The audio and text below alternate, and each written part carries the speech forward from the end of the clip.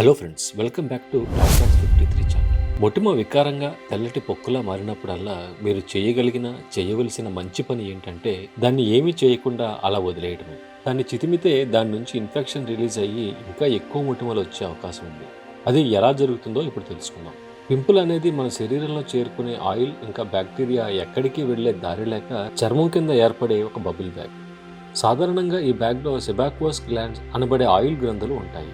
ఈ సెబాక్వస్ గ్లాండ్స్ ఎక్కువగా మన ఫేస్ మీద, స్కాల్ప్లోనూ ఉంటాయి. శరీరంలో ఉండే ఆయిల్ గ్రంథుల గుండా బయటికి వెళ్లి చర్మం రంధ్రాల ద్వారా పైకి వచ్చి మీ చర్మాన్ని మరియు జుట్టును రుద్దడానికి జలనిరోధకతను కలిగిస్తుంది. కొన్ని సందర్భాలలో డెడ్ స్కిన్ సెల్స్ ఇంకా బ్యాక్టీరియా లోపలికి వెళ్లటం వల్ల ఈ గ్రంథులు మూతపడిపోతాయి. దానితో ఎటు వెళ్లే దారి లేక ఆయిల్ గ్లాండ్స్ దగ్గర జమ అవుతూ చిన్న వాటర్ బెలూన్ లాగా ఎక్స్పాండ్ అవుతుంది. అది చర్మం పైభాగాన్ని పుష్ చేయటం వల్ల అక్కడ రెడ్నెస్ ఇంకా దానితో పాటు స్వెల్లింగ్ వస్తాయి.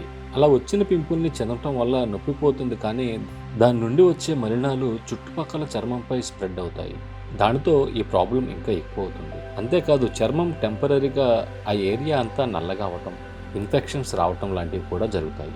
అంతేకాకుండా పింపుల్ ఉన్న ప్రాంతం స్క్వీజ్ చేయటం వల్ల ఆల్రెడీ ఎర్రబడిన చర్మాన్ని ఇంకా ఎక్కువ ఇరిటేట్ చేస్తుంది. ఇది ఎక్కువ అయితే అక్కడ మచ్చలు పడే అవకాశం ఎక్కువ ఉంటుంది. నేషనల్ ఇన్స్టిట్యూట్ ఆఫ్ హెల్త్ వాళ్ళు చెప్పిన దాని ప్రకారం మొటిమలు రావటం అనేది మనుషుల్లో వచ్చే కామన్ స్కిన్ డిసీజ్. 11 నుండి 30 సంవత్సరాల వయసున్న వాళ్ళలో 80% మందికి ఈ మొటిమలు వస్తాయి. మరి ఇవి రాకుండా ఉండాలి అంటే ఏం చేయాలి? దీనికి జవాబు పేషెన్స్.